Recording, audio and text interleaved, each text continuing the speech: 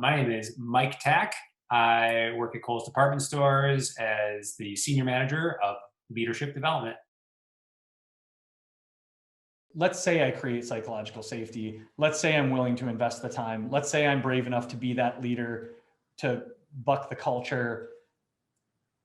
How do I even do this? Like, be practical with me for a second. Tell me one thing I can start doing every week that's going to start moving the needle in this direction. Like, what would this practice even look like to develop my team into a place where they can self-regulate in some way? And those are valid questions.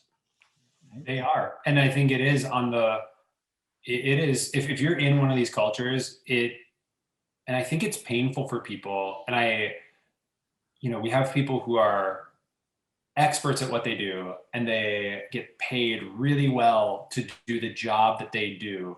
And, they've been considered great and high potential for their whole career. And I think to say to somebody, so what I'm asking you to do now is I'm asking you to go back and start establishing some basic trust with your team. Like, I recognize how difficult that can be, but I do think that's kind of what we're talking about. And literally going to your team, even one-on-one, and making a commitment on your one-on-ones to say, hey, listen, I'm committed to growing, and I want you to know that, like, it's important to me that we grow. You're a part of that for me. I try to tell my team all the time. I had a new person start this week, and I said, you need to know that when I think about being developed, like, you are as much a part of that as anybody above me. Like, I need you. I need your opinion. I need your thoughts. I'm with you all the time. And allowing and entering into those conversations, not making an assumption that people do trust you, not thinking like, no, they're totally on board with me. Like, I think you might be surprised if they actually are. I just had a conversation with a leader about individual psychological safety as a leader. She described feeling sort of alone on an island as a leader, feeling like she didn't have people in a similar position. She didn't feel safe to talk to her peers about the things she was struggling with, because culturally that was not a normal thing to do, and because she's been working from home for 14 months and doesn't see these folks face to face, and all the reasons. But it was this huge cathartic moment for her to step into a small group of other leaders in a similar position from different organizations and say, here's where I'm having a hard time. Here's what I don't think I'm doing a good job of. Here's what I want to get better at. And to have those 4 or 5 other leaders go, oh yeah, me too. That's hard. That's a hard part of being at this level, or that's a hard part of dealing with this kind of thing. And she said, I just don't have anything like that in my organization. But the question you're asking, I think, is so important, which is, why not? What is holding people back from turning to their peer in the same office building and saying, do you deal with this? I get it. And I have, so a couple thoughts to this.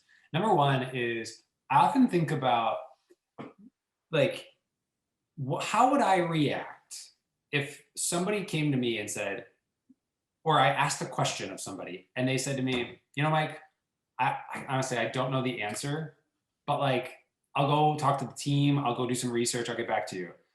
100 times out of 100, I am not like, what an idiot. Right. Like, I've never once thought that of somebody else. And I honestly think that most people are the exact same way, where they're like, okay, cool. Thanks. I appreciate that you'll give me the answer.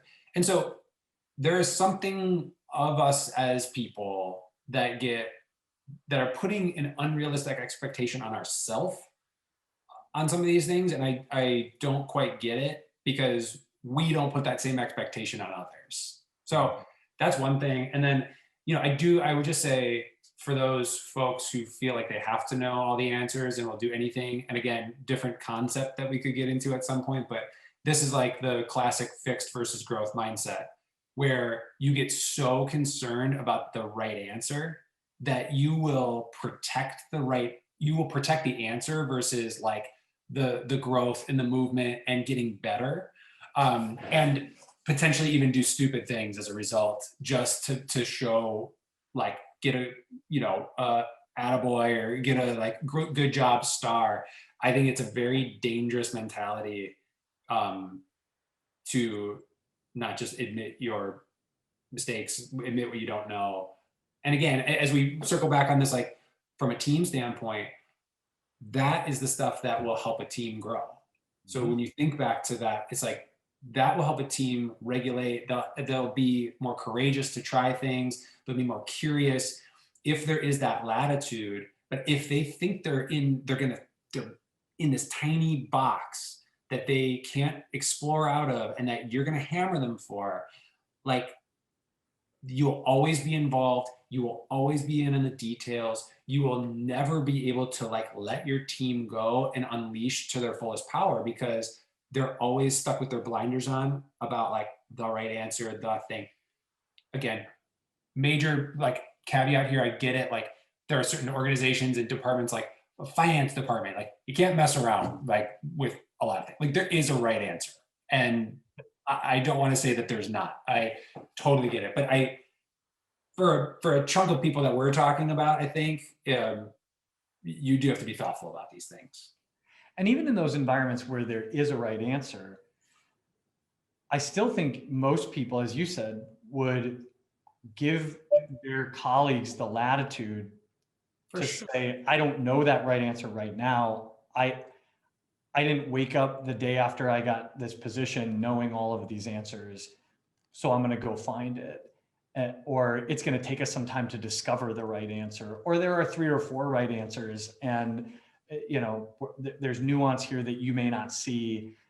All of that I think is really fair.